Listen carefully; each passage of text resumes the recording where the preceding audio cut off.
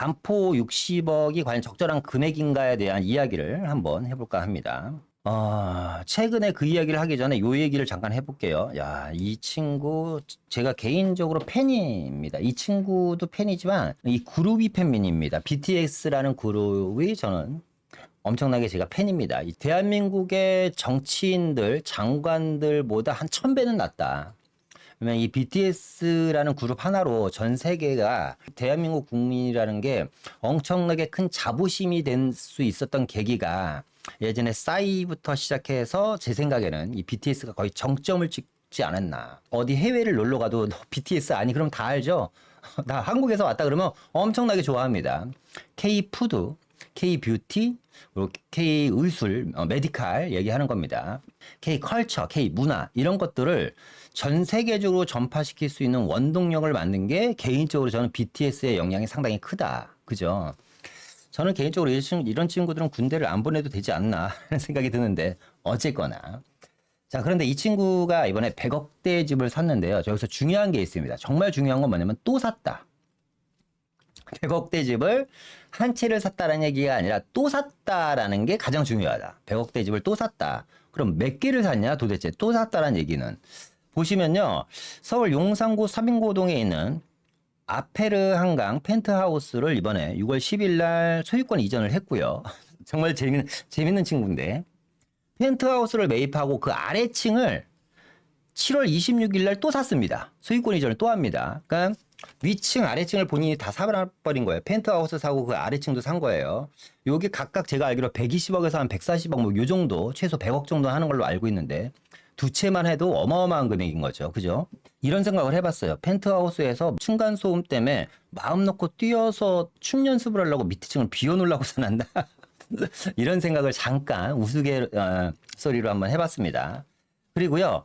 성수동에 있는 트리마제 아파트를 두 채를 또 기존부터 이제 구입을 하고 있었죠. 그럼 이 친구는 한남동에 있는 100억이 넘는 아파트를 두 채를 최근에 6월 달에 하나 7월 달에 하나 소유권 이전을 하고, 물론 분양은 그 전에 받아놨습니다만, 성수동의 트리마제 이 친구가 뭐 30평대, 20평대 갖고 있지는 않을 것 같아요. 제 생각에는. 그래도 중대형 이상이기 때문에 얼추 못 잡아도 7, 80억 이상은 갈 겁니다. 그럼 아파트 4채만 가져도요. 350억이 훌쩍 넘는 금액입니다. 자, 그러면 그래서 질문을 하나 해볼게요. 자, 이 친구 제2호비라는 친구한테 1000만 원은 어떤 의미일까요? 1000만 원이라는 돈은 이 친구한테 과연 어떤 의미인지를 한번 여러분들한테 질문을 해보는 겁니다. 우리나라에서 연봉 1억 정도면요, 연봉 상위 10%라고 합니다. 연봉 1억이면 월봉이 1000만 원이 안 되죠. 한 7, 800만 원, 700, 800만 원까지는 안 되겠고. 그럼 월 1000만 원 정도 수입이라면 연봉 1억 2천이라는 건데, 연봉 1억 2천 정도만 되더라도 어쨌거나 대한민국 소득 수준 상위 10%입니다. 그 정도 어마어마한 금액이 1000만 원이라는 숫자예요. 1000만 원이 정도 된다라는 게 이제 엄청난 건데, 이 제이홉이라는 친구한테 1000만 원에 대한 가치는 과연 어느 정도의 가치일까요, 여러분? 뭐 저한테 한 10,000원 정도의 가치, 아니면 100만 원 정도의 가치, 뭐 제일 될까요? 물론 이 친구가 산 몇백억짜리 주택이 이 친구가 쇼핑하듯이 뭐 마트 가서 라면 하나 사듯이 사지는 않았을 겁니다. 엄청나게 신중하게 고민을 하고 많은 사람들과 질문을 하고 또 소통을 하고 몇백억이 들어가는 주택이기 때문에 그 정도로 신중을 기울여서 샀겠지만, 그럼에도 불구하고 이 친구한테 이 친구에 대한 돈의 가치는 우리가 생각하는 돈의 가치랑 다르다라는 것이죠. 자, 무슨 얘기냐? 자, 100만 원이라는 돈의 가치는 있잖아요. 사람마다 다 다릅니다. 월급이 100만 원인 사람한테 이 돈의 크기는 과연 클까요? 작을까요? 그리고 일당이 100만 원인 사람한테는 돈의 크기가 클까요? 작을까요? 이 두 사람이, 이런 두 사람이 있다고 쳤을 때 이 사람들이 느끼는 이 100만 원, 자기가 벌어들이는 한 달에 100만 원을 버는 사람이 있고 하루에 100만 원이 버는 사람이 있는데, 이거의 돈에 대한 크기는 크다 작다를 아무도 논할 수가 없습니다. 왜? 이 돈의 가치는 절대값이 아니기 때문에. 무슨 얘기냐면, 반포의 60억짜리 아파트는 어떤 사람한테는, 저한테도 아주 엄청나게 큰 돈입니다. 저도 반포 60억짜리 함부로 못 살 것 같아요. 왜냐면 제가 갖고 있는 자금을 상당 부분 많이 투자해야 되기 때문에 저는 일단 안 삽니다. 저는 쉽게 못 사요. 근데 어쨌거나 중요한 거는, 그럼에도 불구하고 이 60억에 대한 돈의 크기는 개인마다 다르다라는 거죠. 어떤 사람은 그 집을 실수요로 샀겠죠. 갭 투자는 안 했을 겁니다. 필요에 의해서 60억이라는 돈의 가치를 충분히 지불을 한 겁니다. 뭐 60억 중에 50억 대출 받아서 사지는 않았을 거 아닙니까? 그죠? 돈의 크기는 절대값이 다르다라는 거죠. 다 사람마다. 그래서 사람이나 상황 그리고 어떤 개념을 적용시키느냐에 따라서 가치가 많이 달라진다. 그래서 오늘 되게 중요한 이야기를 할 겁니다. 이 이야기는 정말 중요한 이야기인데 저성장과 통화량은 전혀 다른 개념입니다. 보시면 아시겠지만 통화량이 작년 5월 달입니다. 우리나라에서 돌아다니는 돈의 크기가 3,785조였습니다. 3,785조 원. 어마어마한 돈이죠. 그런데 1년 동안 여러분 잘 생각해 보세요. 경기가 좋았나요? 우리나라가 수출이 역대급 잘 됐나요? 뭐 고용이 엄청나게 촉진이 됐나요? 대한민국 상황이 아주 좋아진 건 없습니다. 그런데 통화량은 무려 4,000조가 넘게 1년 만에 시중에 뿌려지는 양이 엄청나게 많이 늘었다라는 거죠. 그러니까 부동산 하락을 이야기하시는 분들 중에 가장 고질적으로 단골 메뉴로 등장하는 게 뭐냐면 저성장, 그리고 인구 감소, 도시 소멸, 고령화입니다. 맞죠? 그런데 그 사람들이 이야기하는 저성장과 통화량은 전혀 다른 개념이라는 거죠.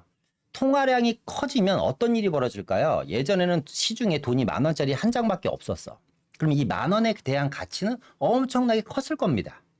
그런데 이제 시중에 이 10,000원짜리가 4,000장이고 돌아다녀요. 10,000원짜리 한 장보다 4,000장이 돌아다니니까 10,000원에 대한 가치가 줄어들겠죠. 화폐 가치가 줄어드는 겁니다. 그러면 중요한 거는 통화량이 왜 커졌냐라는 거죠. 자, 두 가지 이유가 있겠죠. 자, 첫 번째는 은행에서 돈을 막 찍어내. 은행에서 돈을 엄청나게 찍어내 갖고 한 얼마예요? 한 200조 정도를 더 찍어낸 거예요. 한 300조를 더 찍어내서 3,700조에서 300조를 돈을 더 많이 찍어내서 시중의 통화량이 완전 풀렸냐? 그게 아니라는 겁니다. 근데 일반인들은 어떻게 알고 있냐? 시중에 돈이 많이 돌아다닌다는 것은 그러니까 조폐공사에서 돈을 많이 찍어내서 시중에 돈이 많이 돌아다닌다고 생각을 하는데 그거에 대한 생각을 완전히 바꿔드리겠습니다. 자, 보겠습니다. 자, 지금 보여드리는 내용은요. 여러분들 오늘 들어오신 분들은 꼭 유튜브로 들어가셔서 EBS 다큐멘터리입니다. 자본주의라는 다큐멘터리를 꼭 보세요. EBS 자본주의라는 다큐멘터리를 꼭 보시고 여기 전체 분량이 4시간짜리입니다. 근데 4시간 보기 다 힘드신 분들은 시험시험 보시던지 이게 인문학 영상이거든요. 인문학적인 영상이기 때문에 꼭 보셨으면 좋겠어요. 자본주의라는 다큐멘터리. 거기에 나와 있는 일부 내용을 제가 발췌해서 지금 여러분들한테 보여드리는 겁니다. 여러분 잘 보셔야지 돼요. 자, 보겠습니다. 한국은행에서 시중에 5천억이라는 돈을 찍어내요. 그래서 이 돈을 애플은행에다가 5천억을 줍니다. 그 애플은행은 이 5천억을 1번이라는 기업가한테 5천억을 대여해줘요. 기업가한테. 근데 1번 이 기업가는 5천억을 받아서 A라는 기업한테 물품 대금으로 5천억을 다시 넘겨줍니다. 그럼 이 A라는 기업은 이 5천억을 받아서요. 자기 회사에 5% 약 250억 정도를 남기고 나머지 4,750억 원을 오렌지 은행에 예금을 맡깁니다. 이건 예금을 맡기는 거예요. 5천억이 나가서 다시 은행에 얼마가 들어오냐면 4,750억 원이 들어옵니다. 근데 이 오렌지 은행은 4,750억 원을 받았잖아요. 지금 지급준비율에 대한 이야기는 다음에 할게요. 지급준비율을 빼놓고 나머지 4,583억 원을 다시 2번 사업가한테 빌려주고 그리고 이 2번 사업가는 다시 B라는 기업한테 4,583억 원을 넘겨줍니다.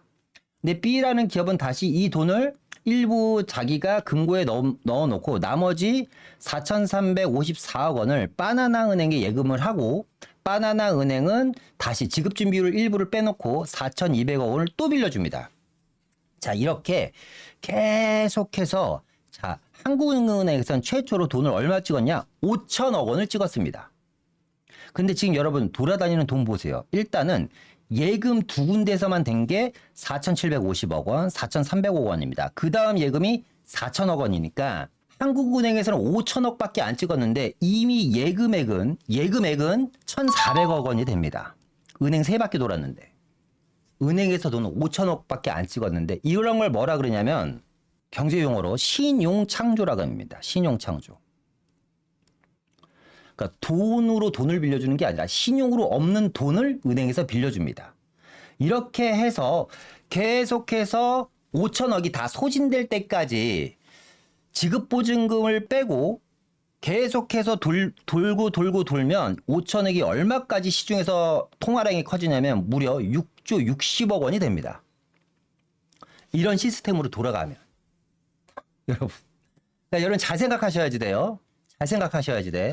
되게 지금 중요한 얘기하는 겁니다. 어쩌면 이 이야기가 어떤 분들한테는 인생의 전환점이 되실 수도 있는 이야기예요. 자, 보세요. 분명히 한국은행에서는 5천억을 찍었어요. 그런데 5천억 딱 한 번밖에 안 찍었는데 이렇게 시스템으로 계속해서 돌다 보니까 전체 토량은 6조 60억 원이 됩니다. 그죠? 자, 그러면 돈의 가치는 어떻게 된 걸까요? 엄청나게 추락을 합니다. 평가 절하가 되죠. 화폐 가치 하락이 되는 겁니다. 그래서 은행에서 제일 무서워하는 게 뭐죠? 바로 뱅크런이라는 겁니다. 이 사진은 2021년 2월 17일 날 부산 제2저축은행에서 벌어진 뱅크런 사태입니다. 뱅크런이라는 건 뭐냐면 은행에 돈을 맡긴 사람들이 일시다발적으로 나 돈 필요하니까 돈 주세요라고 해서 은행에서 돈을 찾아가는 행위입니다.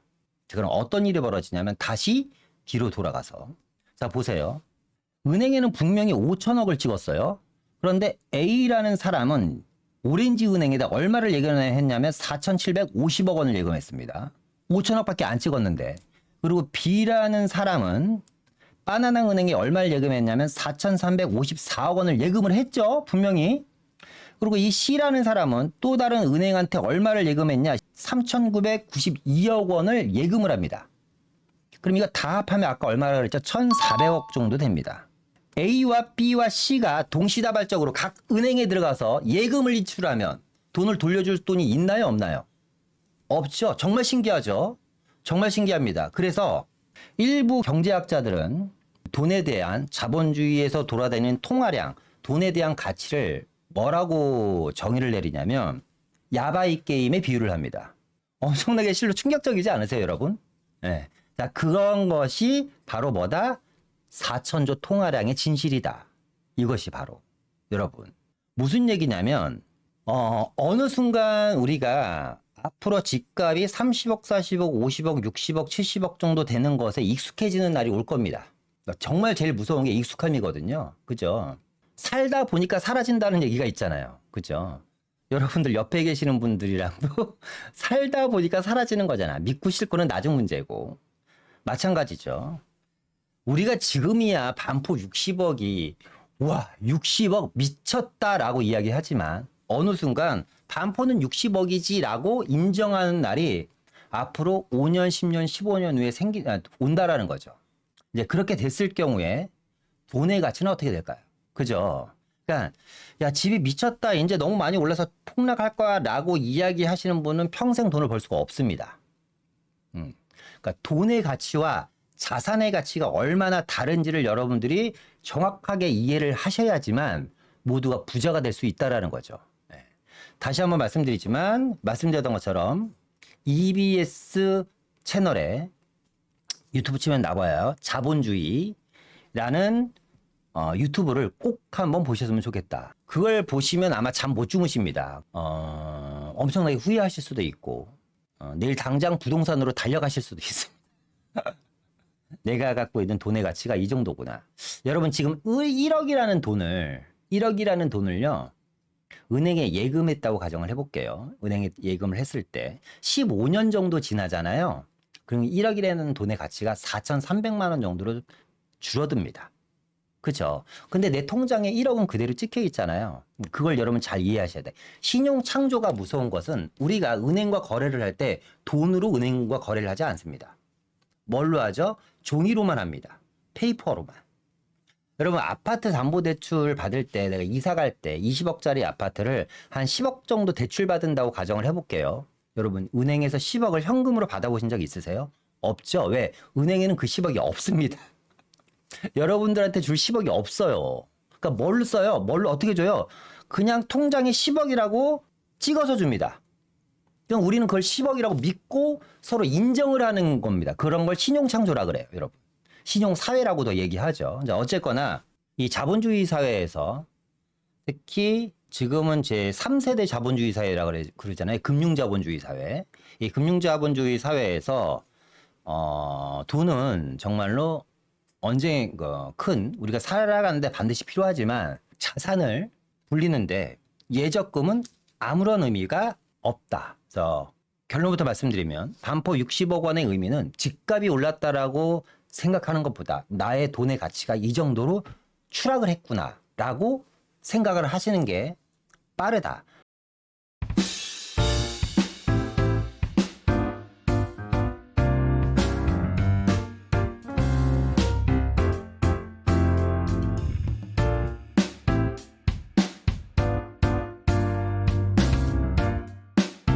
쉽게 좀 한번 이해를 해드릴게요. 우리 어머니는 한데 이게 아니에요. 주택은 있으나 내가 다른 집을 살 지금